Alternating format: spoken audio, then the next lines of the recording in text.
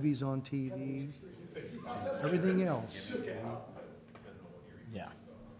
A lot of people It's celebrate Christmas, whatever their faith is, it doesn't matter. yeah. Christmas is Christmas Christmas. is, yep, exactly.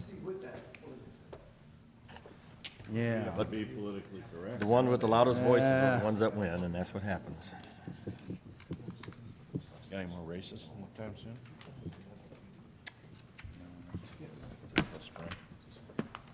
March 30th. Now you get to do the officiating job, huh? Yeah. All right, let's take a look at the official time. Oh, officially it's 7:30. Let's call this meeting of the City of Washington Board of Public Works, Tuesday, December 10th, 7:30 a.m. to order. Roll call, please. John Beatmeyer, Here. Mike Radlinger, Here. Brad Mitchell, Here. Steve Richardson, Steve Struberg, Here.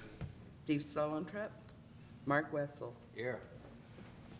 Stand for the pledge.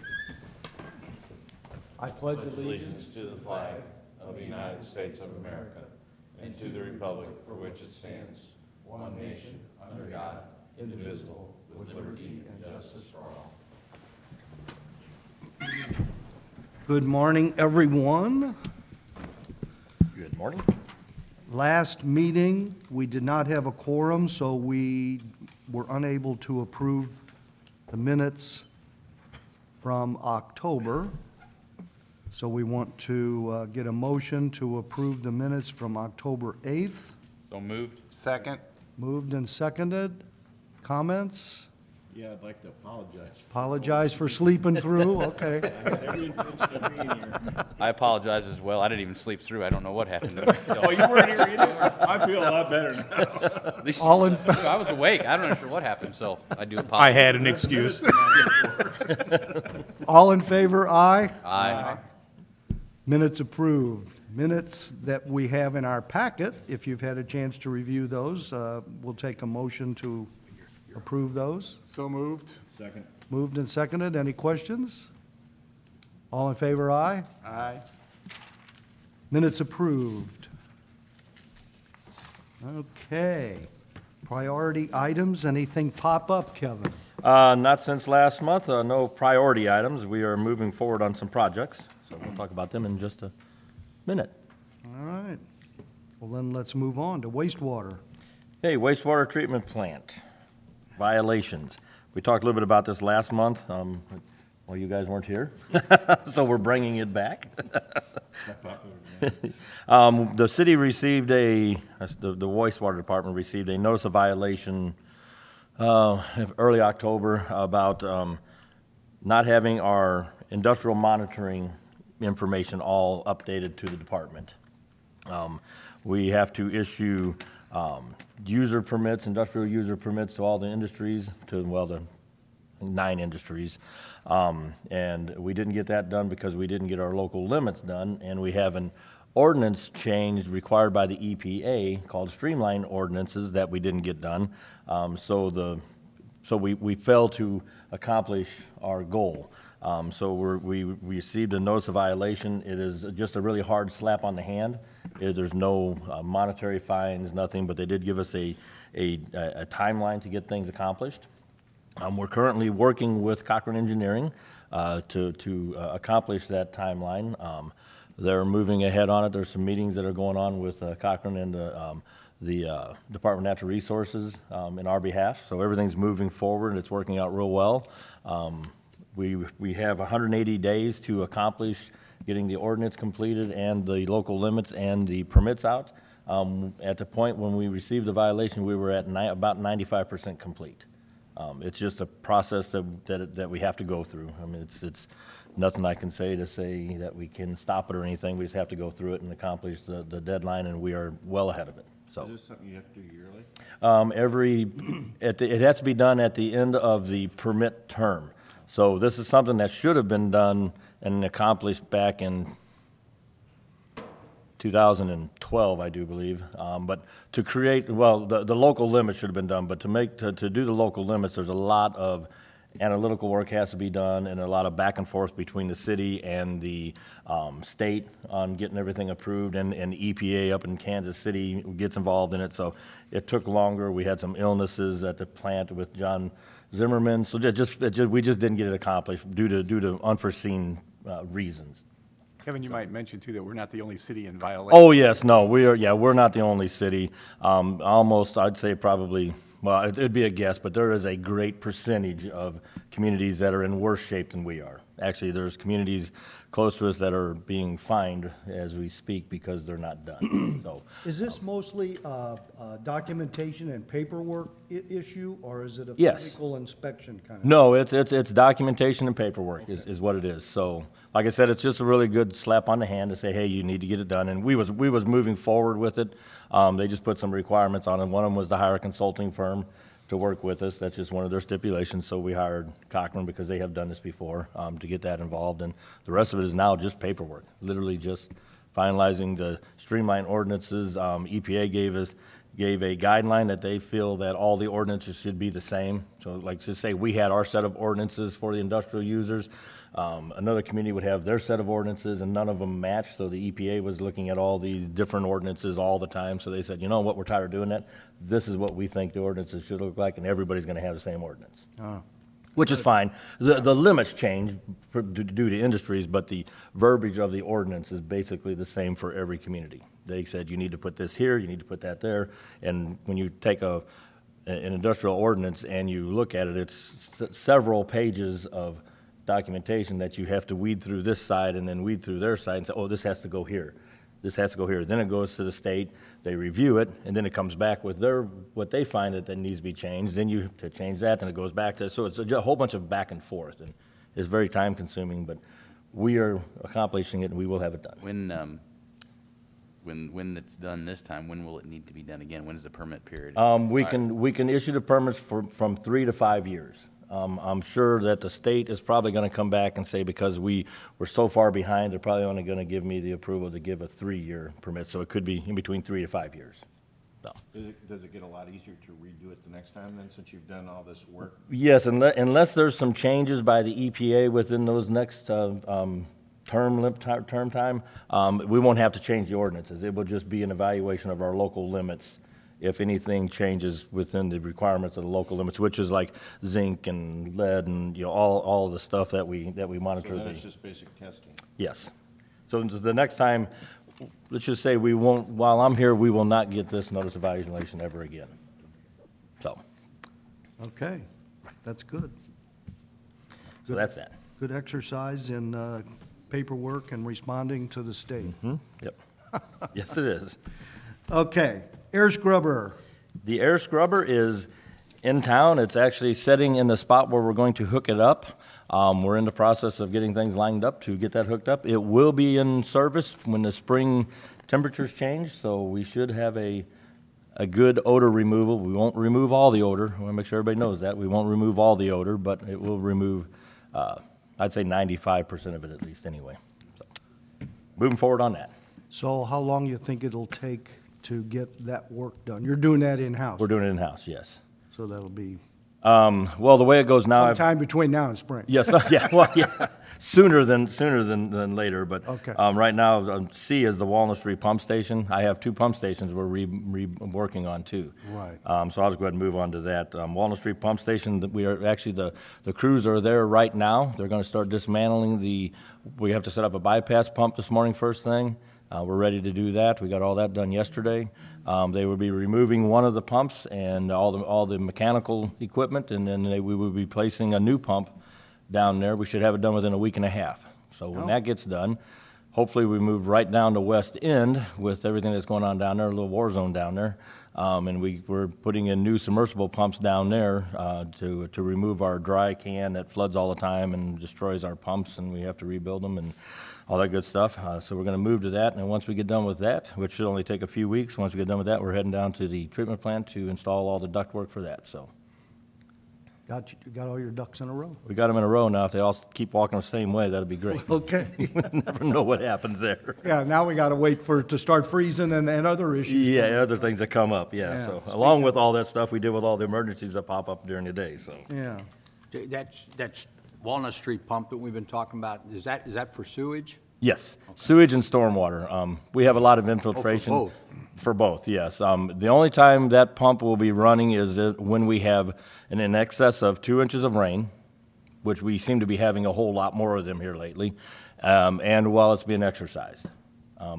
What happens now is the way the manifold is set up down at that station, there's 3 pumps down there, but when the third pump kicks on, it's actually deadheading against the other 2, so we don't get the amount of flow that we need.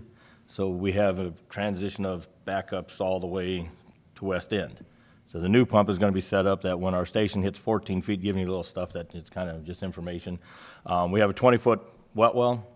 When it hits 14 feet, the high service pump is going to kick on, which can move 2,500 to 3,000 gallons a minute and carry that down to the treatment plant, which will alleviate the backing up of the sewage from Walnut Street to West End. So it's been doing that for years and years So and is years. West we've End done the one that always is up over by Sugar Fire? it. It's actually down at the end of Front Street, Front and Tiemann, that little brick building. Down by So Fisher's. We're gonna get a little happier? I sent him a message this morning, letting him know that we are starting today. So yes, that's and it's really it does affect Kurt's building. It has for years. He's been really good about it, but it also discharges sewage out of the manhole down there, and which causes problems down there. So we are moving forward on getting that corrected. Perfect. So that's what Walnut Street's for. Anything else on wastewater? I would just add to that pump. So, we are always fighting issues with infiltration and inflow with stormwater. I don't know the split, but the stormwater fund did pay for a portion of that pump because we recognize that stormwater in sewage is not an ideal situation. So, you can always fight that at the source, which is the pipes, the manholes, those things. I know we just completed a slip lining project as well that did some 10-inch line. We did a couple storm sewers in town. And then Kevin's also going to be looking in this winter, getting a list to do some smaller 6-inch lines kind of in a downtown area as well. So you want to fight those issues at the source, which is the pipes, the sump pumps, the downspouts. We actually took two sump pumps out of the sanitary system just on Lafayette Street right here. So two pumps that were pumping stormwater into the sanitary line during rain events were taken offline just in one block. So it just gives you some feel of, I really think that these things exist quite a bit downtown, which causes some of these backups. So we're fighting these on both ends. So the pump down there moves that to the treatment plant. It actually just gets it out of town, gets it down to town to the treatment plant. But we're also fighting it from the source side of removing the source of stormwater into the sanitary. Yep. So just give you two So different if all methods. things were, that's why I was wondering, so if, in an ideal situation, there would not be stormwater? Fact. Yes, in an ideal That's situation. a fact. I got you. We're fighting this battle on many fronts. Let's just put it that way. So, But it's better than it was years back, because we. yes. But I think it's important. I mean, we did have I don't know, maybe a rash of backups this year that, obviously were unforeseen. Some of them, there's nothing we could do. There was things in the sewer line that shouldn't have been there. So I think it's important just to note that we're working on this. I mean, we're diligently working on this. I mean, I even drafted, you guys haven't seen it yet, but a draft of a potential, like an incentive program to disconnect your downspouts that could potentially be paid out of the stormwater fund. So, look at your houses. If you see something that may be connected to a clay pipe that's stand pipe where you can't see your downspout go, it may be connected to Yeah, the there's a sanitary good chance. system, which could affect you directly in a high rain event. So stuff like that's important that the public just doesn't know. Until the 60s, you Yeah. wanted to mix stormwater and sanitary because the solution to pollution was dilution, so that wasn't an issue. And now that, as those systems have more homes connected to them, you got to separate the two. So it really comes down to maybe an educational thing as well. So, and we're working to get the word out. I can promise you that. Yeah, it's a long road. So anyway, but we're doing the things we can today to alleviate the problems of today and working on the future to alleviate the problems of the future. So Right. that's all we can do. So Right. Okay. Water. water's Water's water. Well, water's right now staying where it's supposed to. We'll find out when the weather changes a little harder, but water's been doing good. System's in great shape. Adding the mixer to Crestview when we repainted that one like we did seems to have really helped out the water. I know there's a lot of people don't like the fact that we have to add chlorine into the system, but we have no choice. That's something we will always do. So we try to do our best to keep it all mixed and all the way it's supposed to be and have our water taste the best we can. It's nothing like it was before, I know that, but I miss the way it was before too, but there's nothing we can do about it. And in our old business, we've got the Enduro Water Tower, and then we're gonna add Clay Street into that too. So in the spring, we're going to actually repaint Clay Street and Enduro, one, and then follow right up with the next one right after that. Clay Street will have a mixer added into that because it doesn't have a mixer, so we'll be mixing Clay Street, and once we do that, all three of our tanks will have mixers in them. What a mixer is basically a piece of pipe with two shower heads that come off of it that stirs the water up, basically. That's a mixing system. But what that does is that takes all the stale water that gets to the top of a tank. As the tank moves up and down, like in our system, because we're elevated, water comes in the bottom, and it just goes up and down. So the top third of that tank really never gets used. So we always, that's why sometimes you'll see the tanks overflowing, is we flush the top of the tanks out by overflowing them. With the mixing systems, we won't have to do that because all of the water is always turning, so you're always getting a mixture of water going back out at 2 o'clock in the morning when all the pumps shut down. So basically that's, everybody's drinking well water until about 2 o'clock in the morning for about 2 hours. All of the system shuts down, and then it stabilizes down and the wells come back on and we're back into drinking well water. So There you go. kind of how the water system works. There's a little water system 101 in a nutshell there. That's kind of how it works, so. Like But yeah, as far as water goes, it's doing good. And now I say that, probably we'll have a rash of something happen. Any other business before we get into old business? Old business it is. Yes. You know, just jump into water real quick. So, everything goes well until it doesn't, right, with the water system. So, it's important to note that, we're operating very lean right now with funds coming into the water fund. That's hard dollars. So, Kevin and I are trying to when we go to a paving project on streets and things, we're trying to look at the infrastructure that's under the ground and try to replace it if necessary. So we're making these decisions as we go. I know he's cammering the sewer lines, so if a sewer line needs to be replaced, we'll scrounge up some money and replace it if it's a block of street that needs to be done. Water's the same way, where we kind of did a little loose in-house policy that if we see two patches on the asphalt that tells you there was a water main break, or we kind of track those things, we'll look at trying to replace the water line. The problem with that is the money's not there to do it.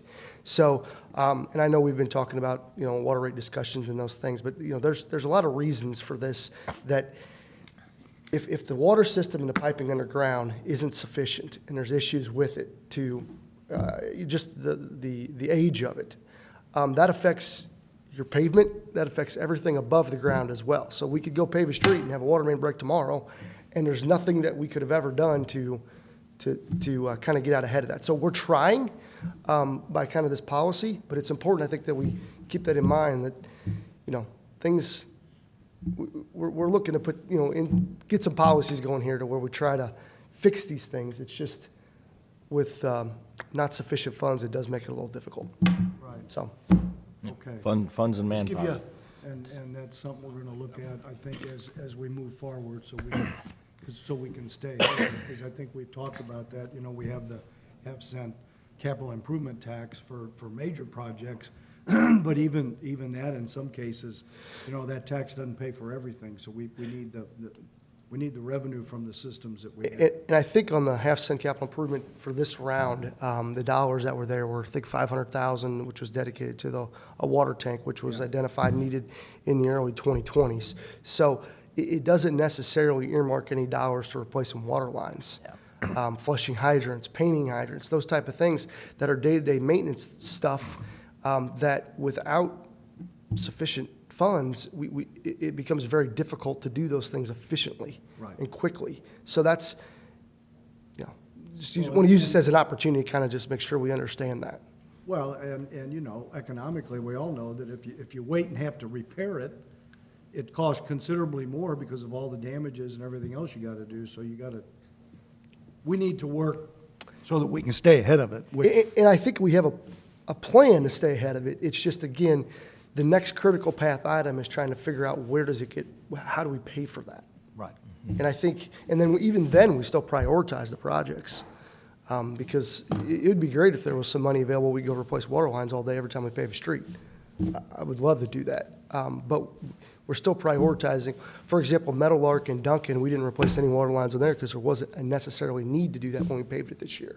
But, you know, as we move forward and we start doing some of these downtown streets and things where these water lines are 60, 70 years old, you know, something's got to be done. We've got some water lines that are 100 years old, so. Oh, yeah? Downtown So- is really the biggest problem. Sure. Yeah, it's essentially, Fifth Street to the north is kind of a way to think about it. And those were a lot of the streets that were done when we started our street program in 2006. A lot of those streets were the ones that first started. I could tell you, like, Fair Street, for example, was one of the first ones that was paved. We're looking at maybe paving that one again this year, you know, just on our cycle. I know we just had a water main break on Fair Street. So it becomes, okay, now what do? Do we invest another $400,000, $500,000 on a street that we're going to get 10 to 15 years out of, or probably 15 years out of on Fair, but the water line's breaking every 3 years. You see, and it becomes this little catch-22, and without, I can't use street funding necessarily to replace water lines. So it becomes, we just need to be aware of that, especially as we kind of move forward with the water rate discussion. We're using the funds the best way we can. It's just, we're running really lean right now. So, And it's not only the cost of that pipe that goes in the ground, it's actually, it's also the manpower availability to do that. It takes a four-person crew to put in a water line. I have 5 people in my department to do that, so if I'm replacing a water line, that puts 4 people on that crew, that leaves 1 person to do everything else that goes on. Yeah. Painting fire hydrants, flushing fire hydrants, taking care of service calls. So we have a manpower issue too, to be able to do what needs to be done. It's a two-fronted, you know, issue we got to deal with, so. I just think it's important. It's pretty easy to not know what goes on underground with your water and your piping and things that you don't see, but those things directly affect what the surfaces that you drive on. Yep. It's just another one of those, it's a cause and effect situation. So, Yep. Yeah. All right. The joys of the water industry, water and wastewater industry. Let's see, you actually have told us about the West End Lift Station, so, Pretty much covered the old business in the discussions of the yeah, general business. that's right. We can talk about it again if you want to. No? You will see if you go down to Weston, I will say this, if you drive down that into town, you'll see a 9-foot aluminum structure down there. Yeah. That is actually where the controls are gonna be set. Okay. That is at the elevation of the, well, close to the elevation, I'm gonna say exactly. It's above the 93 flood elevation. That controller that's gonna be down there, it has 2 VFDs in it, it's about a $24,000 piece of equipment. So I really do not want to have a flood come in and us have to try and remove that at ground level, or have it get flooded before we could get to it, and then we're out that money. So we're raising it above it, so you're gonna see a stand there with a gray box up real high in the sky. There's a reason for that. It's to keep that up out of the You're flood. giving it an extra couple inches just in case? Yes. Yeah, yes. We use 93 as the point, but we always go a little bit higher. little bit than that. higher, Just never okay. know. Yeah, Just never know. And so, that being said, with that, what are the controls at the Walnut Street? How does that elevate? I know that one sits a little high, but, That one there, actually in 93, they had put sandbags at the door. Yeah. And it just got up to the bottom of the sandbags. So we're okay. So that one, and that, you can't really change that. no. Yeah, it's quite a bit higher, but we really can't change the design of that. Now, that one there, we have the controls on stands that are another foot off of the floor, so we've got about a foot of variance there, that if it did get into the building. It'd still But if be it gets into the building, our dry side's flooded too, so, because that Right. would flood the dry side of the well, With the so. plant across the river, there would be a pretty finite area of how high water really is gonna go, correct? Yeah, yeah. Yeah. I mean, we would have. John can answer that question a lot better than me, but. Well, no, I was saying because of flatness across the river, when we have floods, there is a finite point as to how within a foot or two of Yeah. how high the water can get, isn't it? Yeah, when you're talking, I mean, You'd have to have a hell When of you- a water, pardon when me. you're talking 2 to 3 inches, when that entire river bottom is flooded, that's a significant amount. You're talking a large percentage more water coming down the river. So, for example, this year, this spring, I think we had elevations pushing 27 and a half, maybe 28 feet when we shut the riverfront down. We were talking internally, okay, if you look on river stage, river gauge elevation, it's only a foot from maybe getting into the waterworks building. Just pick a number. I don't know if that's the number, just hypothetically pick a number. But that foot of elevation rise is like 20% more water coming down the river. Because it's spread out over a longer area. I mean, it makes sense. So we didn't do anything. We staged sandbags, but we didn't do anything because, again, 20% more on, 800, the Missouri River flood, for example, the 93rd flood was like 800,000 cubic feet per second. So multiply that by 7.48, that's how many gallons were coming down a second, okay? It's mind-boggling.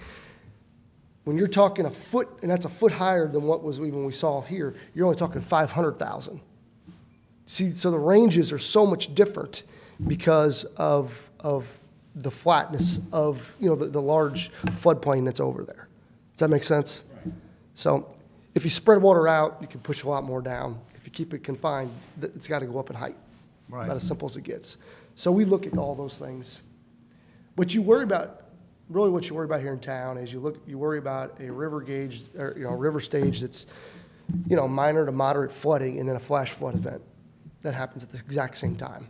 That's the concerning one because that water on your creeks around town are trying to push against that Missouri River and that causes some things that are unforeseen.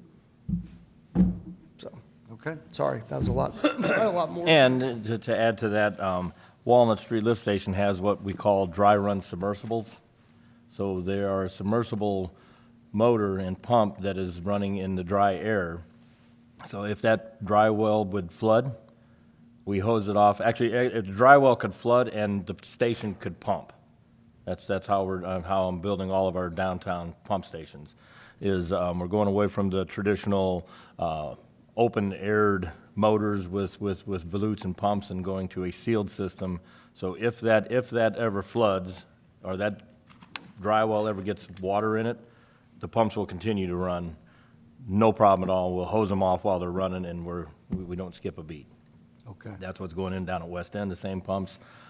Any of the low-lying areas, I'm putting dry run submersibles in for that reason. Not that we're going to pump stormwater, but if it would go under, there's no damage to anything. We're not replacing a $10,000 pump. We've already paid for that, and it'll keep on running. So that's Good. kind of a little bit of what's going on out there with that. So to help all that problems.